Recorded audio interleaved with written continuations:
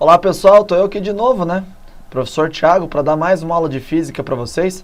A aula de hoje será sobre as grandezas físicas, ok? Nós vamos discutir o que é uma grandeza, nós vamos analisar as grandezas.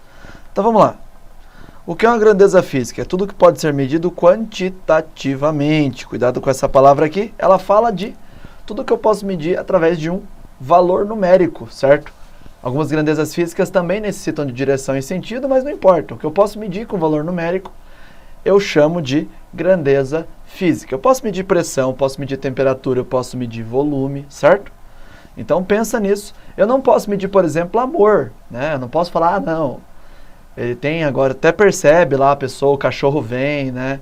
Lambe a pessoa, aquela alegria toda. Você não consegue medir a quantidade de amor que a pessoa tem. Você até fala, ó, parece que tem um amor grande entre a pessoa e o cachorro, mas você não mede isso, né, com um valor numérico, ok?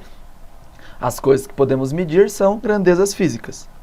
Elas são medidas através dos instrumentos. Vejam bem, uma régua, por exemplo. Uma régua mede qual grandeza? Toma cuidado para você não falar que a régua mede centímetro, tá? Toma esse cuidado. Centímetro é unidade. Aquilo que vem depois, por exemplo, a régua mediu 10 centímetros. Isso aqui que vem depois do valor numérico, geralmente é chamado unidade de medida, tá bom?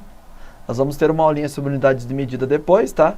Mas por enquanto vamos pensar na grandeza. O que é régua mede? Comprimento, altura, volume. Volume, se eu medir, claro, as 3 dimensões. Balança mede massa, né? Relógio mede tempo e por aí vai. Segue o baile. As grandezas são separadas em 2 grupos, as escalares e as vetoriais, ok? As escalares você consegue definir ela com o seu módulo. Na verdade, eu escrevi módulo aqui, mas eu gostaria até de trocar. Seu valor numérico, porque pode ser negativo. Módulo tira parte da informação aqui, ok? Com o valor numérico e a sua unidade de medida. O que é uma grandeza escalar? Para definir ela, eu não preciso apontar, eu não preciso ter direção, não preciso ter sentido. Para definir a grandeza escalar, eu não preciso orientar ela, ok? Então, a grandeza escalar como exemplo, temperatura. Eu falo, a temperatura do meu corpo agora é de 36 graus Celsius. Eu não preciso falar mais nada, não preciso falar que é para cima, não preciso falar que é para baixo. 36 graus Celsius é o bastante. Área, massa, volume e tempo são todas grandezas escalares. Já as vetoriais, elas necessitam de direção e sentido. Eu falo, vou fazer uma força nesta garrafa. Você vai fazer uma força para onde? Para cima, para baixo, para a esquerda, para a direita. Então, quando você faz força, você tem que dar, além do valor numérico, né, em módulo, você tem que dar a direção e sentido para onde você faz força. Então, velocidade, aceleração e força são grandezas vetoriais. Elas precisam de módulo, unidade, direção e sentido. Vamos só mostrar aqui o que é um vetor. Vai ter uma aula sobre vetores, mas eu já quero começar aqui, tá? Falar com vocês. Então, olha só, imagine um vetor para cima, força, é igual a 3 newtons. O módulo desse vetor é 3 newtons. A direção desse vetor, cuidado, apesar de você estar com vontade de falar que a direção é para cima, a direção é a reta que esse vetor está contido. A direção, então, é vertical. E o sentido, agora sim, é a orientação para cima. Agora vamos a algumas grandezas fundamentais. Tá? Eu peguei algumas grandezas só para a gente trabalhar, né? Comprimento é em metros, massa em quilogramas e tempo em segundos. Isso aqui, né, é bom você colocar aí numa parede, pelo menos esses 3 aqui para a gente, né? Por enquanto, depois nós vamos analisar a temperatura. O professor André vai falar sobre outras grandezas com vocês, tá? Além dessas, eu vou analisar só essas 4 aqui. Então, o que eu quero fazer? Existe um sistema chamado Sistema Internacional. Para que ele serve? Primeiro, para padronizar, né? Você tem aí comprimento em milhas, comprimento em quilômetro, padroniza metros.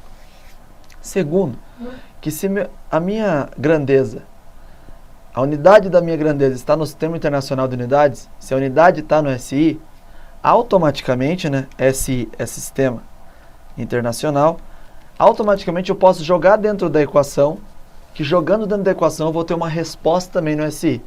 Vocês vão vendo no decorrer do nosso curso que isso facilita muito os cálculos, tá?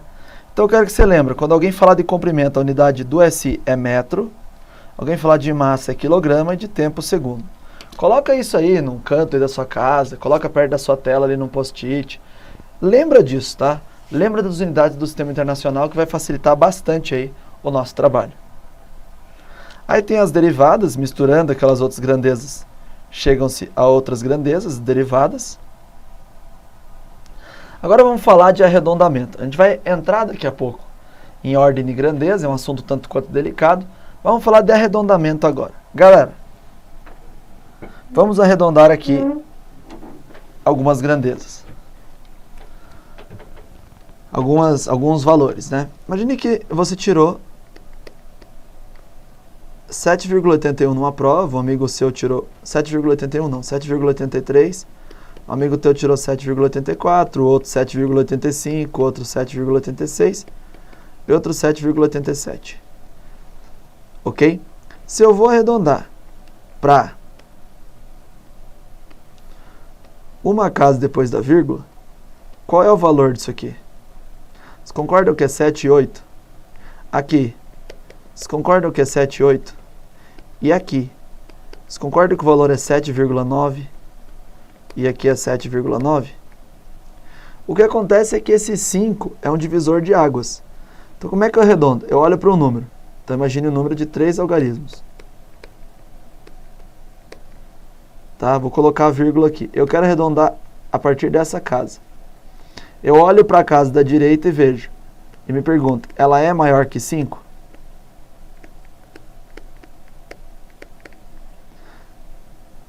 Tá? Se for maior que 5, eu vou somar 1 nesse algarismo aqui, tá? E vou simplesmente ignorar todo o resto. Fiz o arredondamento. Vamos tentar entender isso? Ó. Vamos lá. Olhei para o 3, à direita. Ele é maior que 5? Não. Logo, se ele não é maior que 5, basta ignorar todo o resto. E arredondamento fica 7,8. Olho para o 4, à direita. Ele é maior que 5? Não. Então, eu ignoro tudo e a resposta fica 7,8. Aqui, 7,85.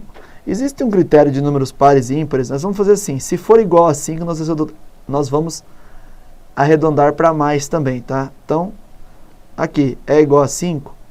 Então, eu vou ignorar aqui, mas eu vou somar 1 no último número, 7,9. É assim que a gente faz. Vamos fazer mais uma brincadeira aqui. Vamos arredondar para... Vou pegar aqui um valor qualquer, 4,832. Vamos arredondar agora para 2 casas depois da vírgula. Olha para cá, esse cara é menor que 5, então basta ignorar tudo isso. A resposta fica 4,83. Entenderam? Assim que faz arredondamento. Se aqui tivesse um 5, a resposta seria 4,84. Seria diferente a resposta porque eu ia ter que somar mais 1 no algarismo da esquerda. Ok? Agora vamos para a ordem de grandeza. Ordem de grandeza é pegar um número tipo 2 vezes 10 elevado ao quadrado e aproximar. E encontrar aí a potência de 10 mais próxima. A potência de 10 mais próxima de 2 vezes 10 ao quadrado é o 10 elevado ao quadrado. Tá? Agora, a potência de 10 mais próxima de 4 vezes 10 ao cubo, qual seria? Muitos de vocês estão falando que é 10 ao cubo, mas não é. Eu já volto para cá, ó. Vou escrever voltarei aqui. Já volto para cá. Então, a ordem de grandeza é uma aproximação. Por quê? Muitas vezes tentamos, por exemplo, saber na física o número de grãos de areia nas praias dos planetas, o número de estrelas. E amigo, amiga, é difícil chegar no número exato disso, tá? Você não consegue aí chegar no número exato de estrelas e de planetas, ok? Você não consegue chegar no número exato de grãos de areia. Então você faz uma aproximação. Vamos fazer então essa aproximação. Olha lá então, 4 vezes... vamos arredondar a potência de 10. Acontece que se eu vou arredondar a potência de 10, eu não posso olhar para cá e ver se ele é menor que 5. Eu não quero arredondar esse número, eu quero arredondar a potência de 10. Então olha aqui. Com a ajuda do Excel, eu construí essa tabela para facilitar a nossa vida. Eu vou usar só 2 números depois da vírgula, tá? Eu vou usar só 2 números depois da vírgula. Então assim, ó, Vamos usar esses aqui. 10 elevado a 0, 3. Como esse cara passou de 5, 2. 10 a 0, 4. Como aqui não passou de 5, 2,51. 10 a 0, 5. 3,16. 10 a 0, 6. 3,98. E 10 a 0, 7. 5,01. Tá, usei duas casas depois da vírgula. Agora vamos olhar para o seguinte. Imagine que o número é 2 vezes 10 ao quadrado. O outro é 2,51 vezes 10 ao quadrado.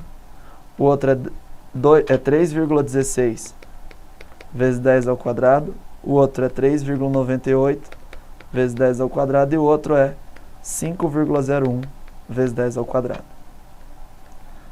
Percebam o seguinte. Como 2 é 10 elevado a 0, 3, vezes 10 ao quadrado, aqui eu tenho 10 elevado a 0, 4, vezes 10 ao quadrado, aqui eu tenho 10 a 0, 5, vezes 10 ao quadrado, aqui eu tenho 10 a 0, 6, vezes 10 ao quadrado, e aqui eu tenho 10 elevado a 0, 7, vezes 10 ao quadrado. Vejam, por que que eu fiz isso? Da onde que eu tirei esses valores? Esses valores eu calculei. Agora, por que que eu tirei eles? Segura aí que eu já vou te explicar. Só tenta entender o seguinte.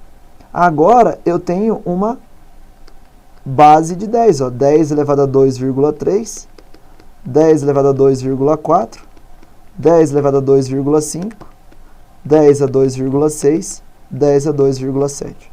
Então esses números, né, que são as bases de 10, se eu quisesse arredondar eles, eu teria que transformá-lo na base 10 e aí sim a transformar, porque aqui, ó, 10 a 2,3 fica 10 ao quadrado. 10 a 2, logo, é lógico, né? Aqui não passou de 5. 10 a 2,4 fica 10 ao quadrado. 10 a 2,6 fica 10 elevado ao cubo, porque, ó, aqui passou de 5. E 10 a 2,7 fica 10 ao cubo também. O que acontece é o seguinte, ó. Você percebeu que quando passou do 10 elevado a 2,5, eu passei a somar 1 aqui no expoente, ó. O 2 virou 3. Antes de passar de 10 elevado a 0,5, aqui eu não somava 1. A hora que passou de 10 a 0,5, eu passei a somar 1 aqui. Sacaram a ideia? Né? Aqui ficou 10 elevado a 2 mais 1. Aqui ficou 10 elevado a 2 mais 1. Que é 10 ao cubo, 10 ao cubo. Notem o símbolo de aproximado, de ordem de grandeza. É esse tiozinho aqui. Então assim, se esse número aqui for maior que 3,16, eu simplesmente ignoro tudo e escrevo 10 elevado a esse expoente mais 1. Vamos lá? Considere então o número em notação científica y vezes 10 elevado a x. Se o y for menor que 3,16, a ordem de grandeza é só o 10 elevado a x, só esse pedaço. Se o y for maior que 3,16, a ordem de grandeza vai ser 10 elevado a x mais 1. Professor, não entendi. Olha o tanto que é fácil, galera. Vamos botar para a notação científica. 1, 2, 3 para a direita, diminui 3 no expoente. 2,1 vezes 10 a menos 3. A ordem de grandeza dele, como esse cara é menor que 3,16, a ordem de grandeza é só o 10 a menos 3. É só isso aqui, ó. Já o 515, metros, né, pessoal? Já o 515 dá 5,15, ó, vezes 10, comandei duas casas ao quadrado. Como esse número é maior ou igual a 3,16, eu arredondo isso para 10 elevado a 2. Agora eu somo 1 no expoente. 10 elevado ao cubo metros.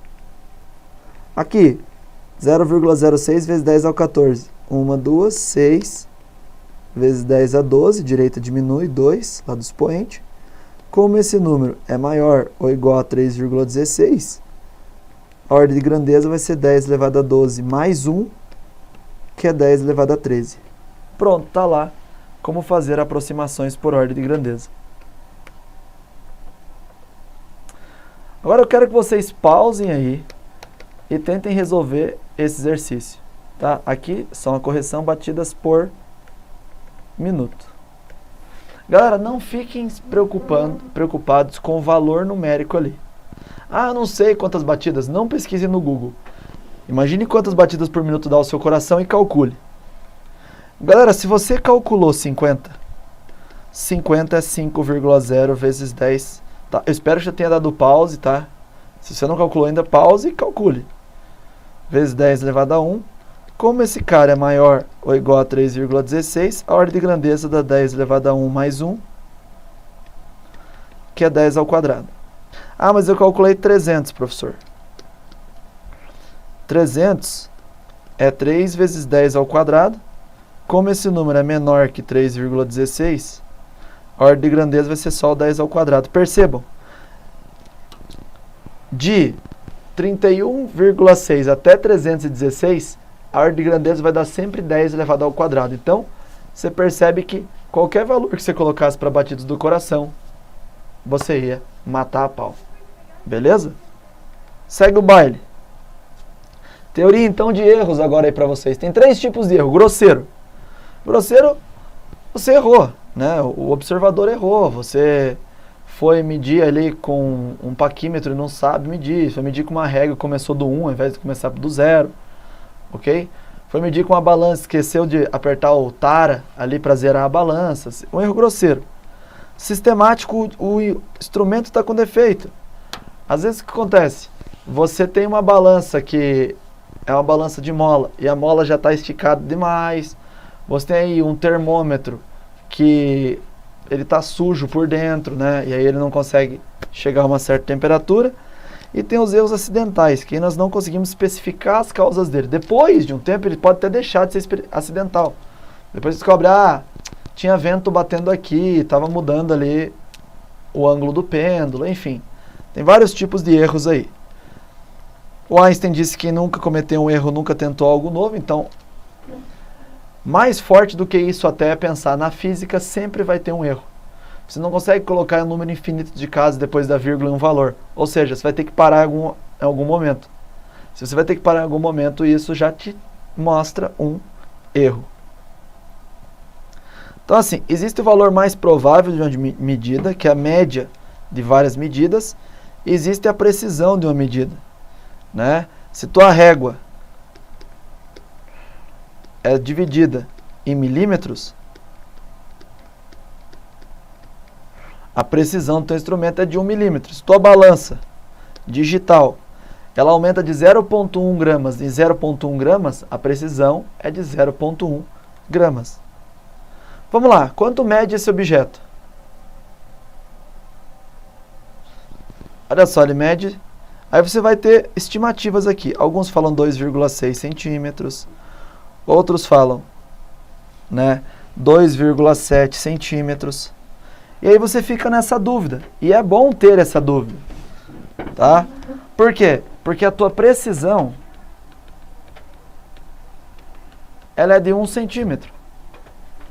Então, o teu erro está aqui, ó, o teu último algarismo vai ser duvidoso. Olha esse objeto. Agora você já pode... É o mesmo objeto, tá? É o mesmo objeto daqui.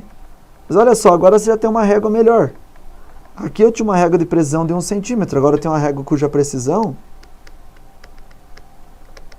é de 1 milímetro. Ó. Aqui eu já tenho 2,75, 2,76. Tá? As medidas aqui. Agora vejam que esse último algarismo, nós sempre ficamos na dúvida com ele, porque ele é realmente duvidoso. Então nota que o último algarismo é sempre duvidoso.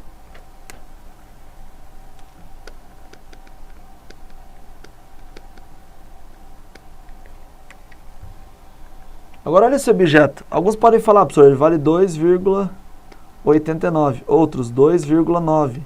Mas como essa régua ela tem a precisão de 1 milímetro, ela vai medir 2 casas depois da vírgula. Essa aqui, ela vai medir 1 casa depois da vírgula, porque a precisão é centímetro. Então, por mais que você escreva 2,9, você vai escrever 2,90 para indicar que o erro, o duvidoso, está aqui. Ó. Se você escrever 2,9, dá a impressão que o duvidoso está aqui. Então, para saber quantos algarismos significativos o número possui, coloque ele em notação científica sem desprezar os zeros à direita da vírgula. Esse é um método legal. Eu já gosto de fazer assim, ó. Eu já gosto de fazer assim, ó. Por exemplo, letra A, 212. Você vem da esquerda para a direita e vem contando. Se você não bateu em nenhum zero, ó, não bateu em nenhum zero, todos a partir daqui são significativos. Então eu tenho 3 algarismos significativos. Lembrando que esse último é duvidoso, mas ele também é significativo. Vamos lá, letra B, letra C, letra D. Letra B eu tenho 0,061. Letra C eu tenho 4.200. Letra D 0,06010. Vamos lá. Eu venho da esquerda para a direita. Esses zeros à esquerda eu ignoro, tem até a expressão zero à esquerda, né? 2 algarismos significativos. Lembrando que o último é o duvidoso. Aqui, não tem zero, todos são significativos. 4, né? 1, 2, 3, 4 algarismos significativos. Aqui pula tudo.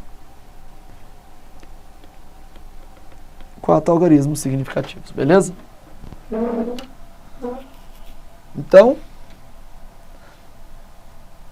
aí você vai fazer uma soma em algarismos significativos. Você vai prestar atenção no número de casas decimais e vai usar o menor número na sua resposta. Professor, não entendi. É bem tranquilo, olha aqui, ó. Você vai olhar aqui, ó. Casas decimais. 2 casas, 1 casa.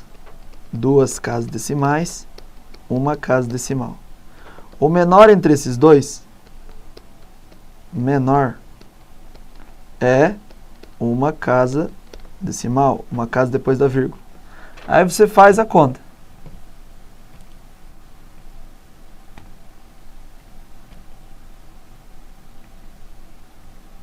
Quando você faz a conta, você faz lá 562,33 menos 12,1, você vai ter 550,23. Só que a tua resposta tem que ter 1 casa depois da vírgula, porque a regra fala o número de casas decimais igual a parcela de menor número. Então, a tua resposta passa a ser, truncando aqui, 550,2. Lembrando que tem que colocar unidade. Aqui, ó, 3 casas depois da vírgula, aqui, 2 casas depois da vírgula. A tua resposta, 1,007 menos 0,97, dá 0,037. Vamos lá. O menor valor desses é 2 casas depois da vírgula.